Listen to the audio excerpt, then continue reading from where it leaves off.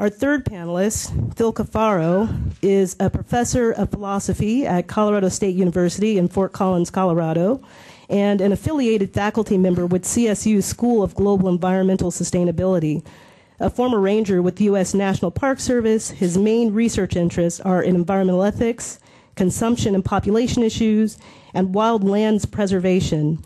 Cafaro is the author of Thoreau's Living Ethics and co-editor of the forthcoming anthology, Life on the Brink, Environmentalists Confront Overpopulation, both from the University of Georgia Press. An active environmentalist, Phil is. For 25 years, he has lobbied Congress on behalf of the Wilderness Society and the Massachusetts and Colorado state legislatures on behalf of the Sierra Club. And he is the incoming president of the International Society for Environmental Ethics. Well, thanks so much, Leon, for setting the table. And thank you all for coming here today. As the last speaker, I wanted to make sure I thanked you for coming, thank Leah for all her hard work setting this in motion. So you heard a little bit already about what we're doing in our EIS project and the need for it. Those very last slides that Leon showed are important. Those of you who've read EISs, perhaps commented on environmental impact statements, know that quite often, right at the start of them, you have, you'll have the description of the purpose and need of the project that's being evaluated. And in the majority of cases that I've seen, population growth tends to be right up there in terms of driving the project that people are either now opposing or working to mitigate its impacts. And yet population growth itself never is called into question. We're all familiar with this. We're all, many of us environmentalists here, frustrated with it. So PFIR is taking the bull by the horns. We're going to do an EIS of, in a sense, of population growth itself, or at least of the main driver currently of population growth in the United States, immigration. So our EIS will focus in then on that one particular question. At what level should annual U.S. immigration levels be set? You've already seen a few quotes from NEPA, so I won't spend too much time on that.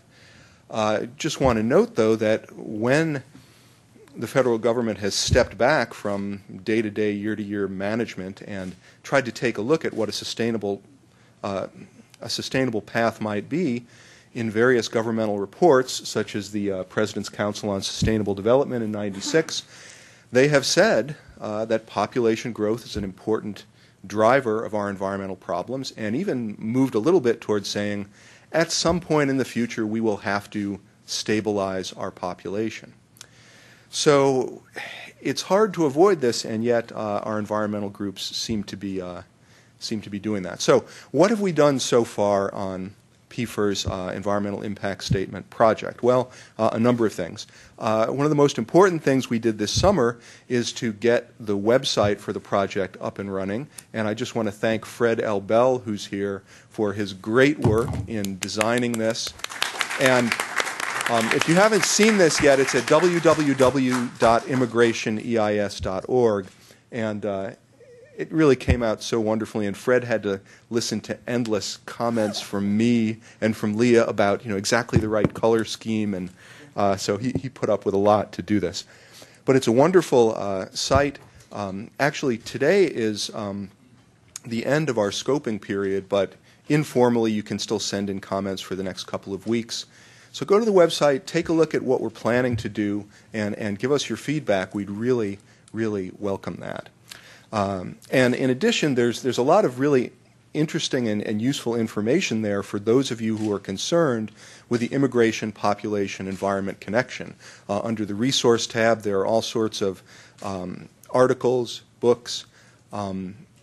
There's websites you can go to. So we're trying to make this not just a vehicle for this project, but also a vehicle for people who are interested in the topic. So we've got the website up and running, and people are visiting that. We've also worked to publicize the effort, doing radio interviews. We've sent out thousands of letters and email messages to environmentalists and environmental leaders around the country. So here's a little letter that I sent out to a couple thousand mid-level Sierra Club volunteers. Hello from the Rocky Mountains, etc. This is our project. We'd love to hear from you. And through these kind of outreach efforts and through the scoping process, we've started to get comments about the project. And I thought I'd just share a few of them with you today. So here's a comment from a gentleman out in California. What's to study? Isn't it obvious to anyone with a brain that more people equals more stress on the environment? Well, I couldn't agree more, but somehow we still keep avoiding it, so we're doing the study. And on the opposite side, I heard from actually the Vice President of Conservation for the Sierra Club. Dear Mr. Cafaro, please cease and desist from contacting our members. And I said, you know, Dave, I'm a life member of the Sierra Club. I've knocked on doors for the Sierra Club, and you know, it's not. Maybe this is the unofficial policy to not even allow discussion, but nowhere does it say, well, Sierra Club members can't talk about this. So I basically told Dave Scott to go piss up a rope. I hope you'll forgive me for that. And part of the reason I did that was because I heard from people like David Stowe. Great project. I salute you for wading into this contentious issue.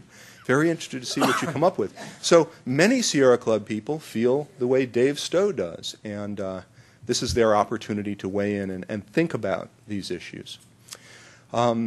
A number of people weighed in with ideas about different levels of immigration for us to study, and a number of them said what this gentleman said, consider the impacts on other countries. He goes on to describe a potential impact. But I heard this a number of times and have heard it in the past. So in this study, it's important for us to try at least, I mean, the focus is going to be on the impacts of population growth on the U.S. environment. But a lot of people these days like to consider themselves citizens of the world, cosmopolitans, and we do need to think a little bit about how our immigration policies are impacting environments overseas and political, socioeconomic impacts overseas. So we are going to try to consider that. Here's a comment about the importance of looking at water supply. Heard this from a number of people out west, especially. It's one of the areas we're going to be focusing on in the study. Had a number of comments like this, doubting whether a study of this nature or a study of this nature done by me or by PFIR could ever be objective.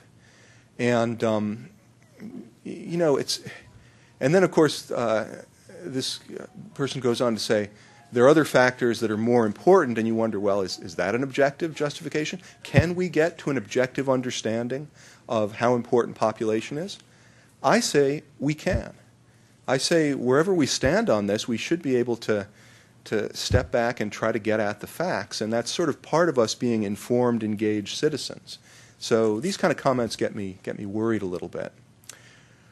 And then, again, quite a few comments like this. Whatever the proper number is, we have to wade into this and we have to think about reducing the numbers. So I would have loved to have seen 10 times as many scoping comments as we've gotten in, but I've been very gratified that we've gotten such interesting comments. And one of the things I'm gratified by is that we originally talked about analyzing 5 or 6 key ecological impacts for this study, and basically people are echoing our belief that these really are the most important areas to look at. So far at least it's confirming our ideas about what we should be studying here. What else have we done? Well,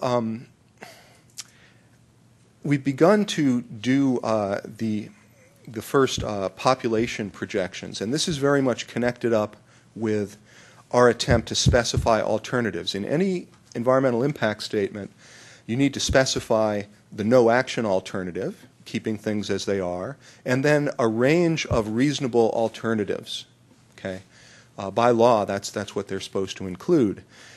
If you don't do that, if you just look at too few alternatives or alternatives that aren't really feasible, then you're not really doing a reasonable exercise.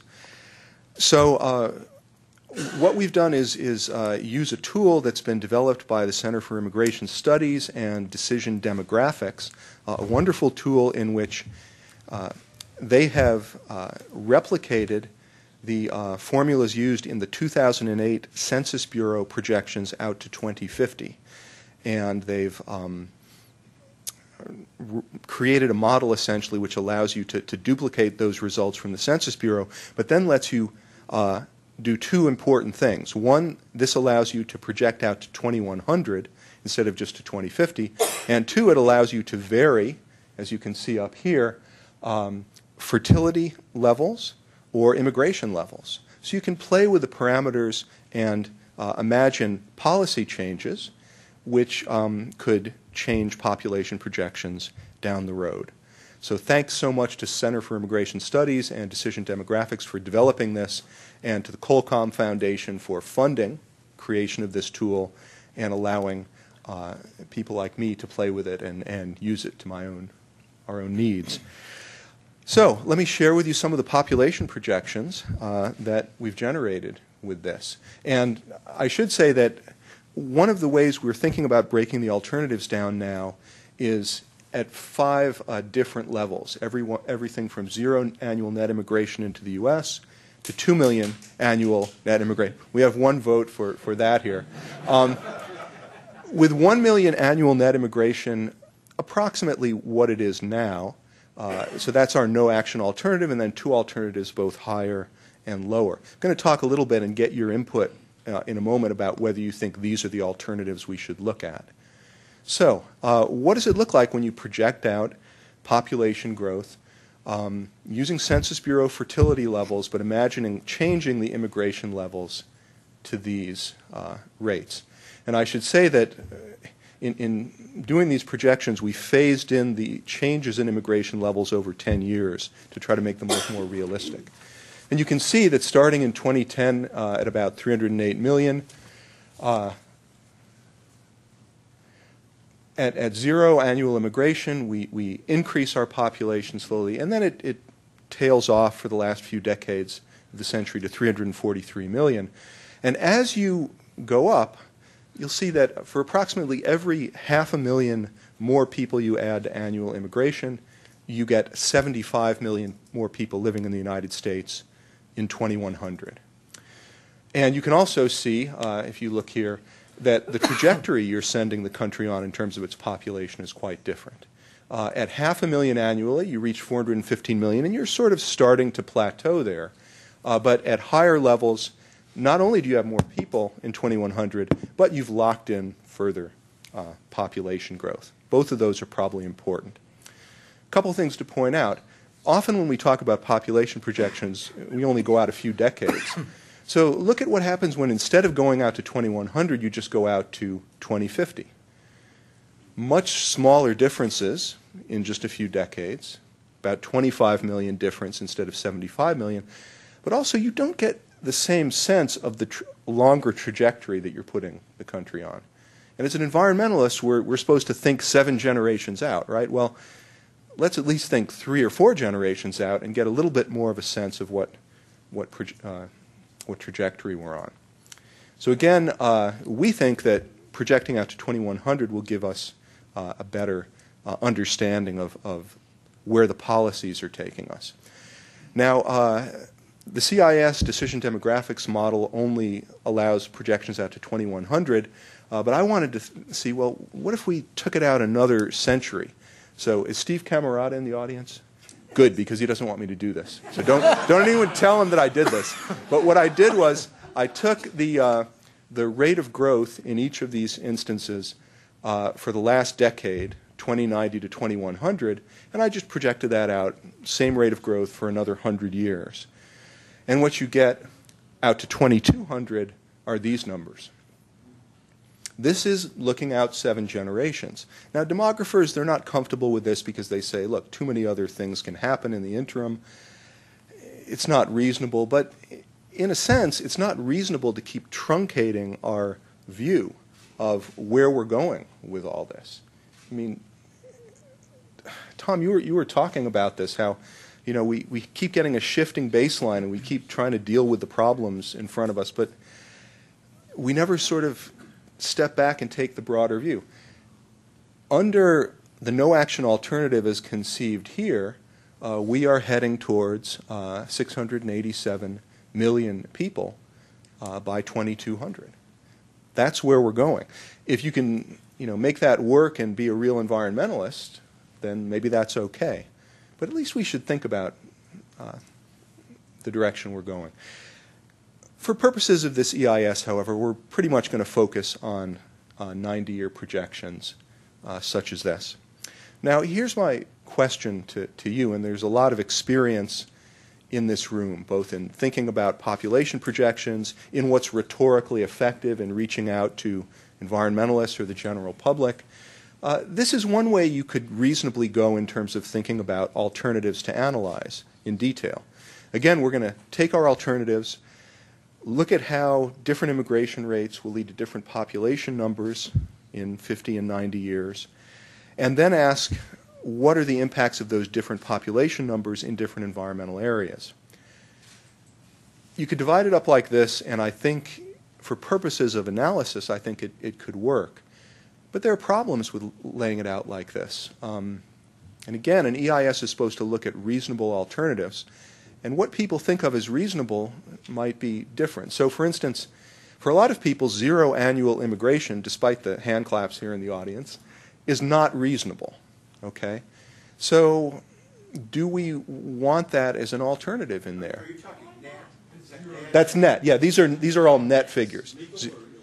This is trying to get a handle on legal and illegal. So these numbers are net annual immigration, legal or illegal. So this is one way to think about this.